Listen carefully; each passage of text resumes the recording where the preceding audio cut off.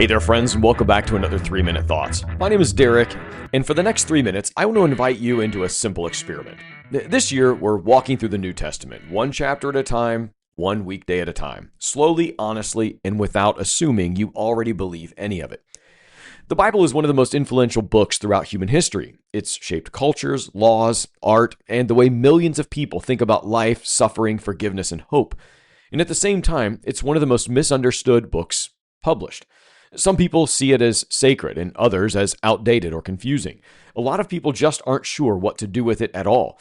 This podcast isn't about arguing anyone into faith. It's about opening the text, paying attention to what it actually says, and asking why it mattered then and why it still matters today. So let's start at the beginning of the New Testament. If you open up the New Testament, the very first thing you hit is a list of names. Not miracles, not a manger, just genealogy, which immediately raises a question. Why would anyone start a story this way?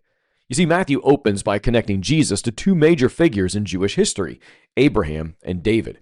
He's saying this story didn't drop out of the sky. It's tied to real people, real history, and real promises. But then you notice something else. This family tree is kind of messy. There are moral failures, public scandals, outsiders, women are included in a culture that usually didn't do that at all, and Matthew doesn't clean it up or smooth it over. And that's worth pausing on, because if you were making this up, you probably wouldn't include any of that. Then the chapter shifts to Joseph.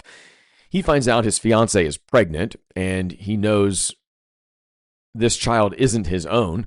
That's not a theological problem. That's a life problem. Confusing, painful, and potentially humiliating. And then an angel tells him not to walk away, that God is doing something bigger than what he can see.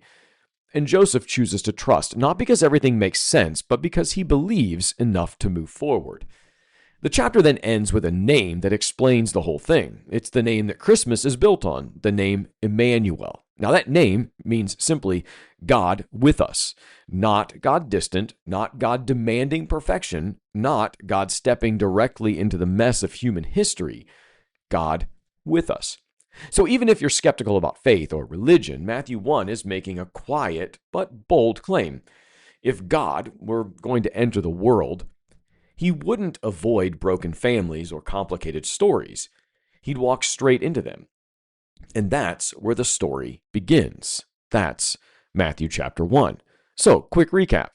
Here we are. We have a list of names that don't mean anything to a lot of people, but they meant everything to the Israelite culture. This shows us that Jesus, the same one that we just celebrated his birth at Christmas, is built on human, biblical history. That's it for today. Be well, friends.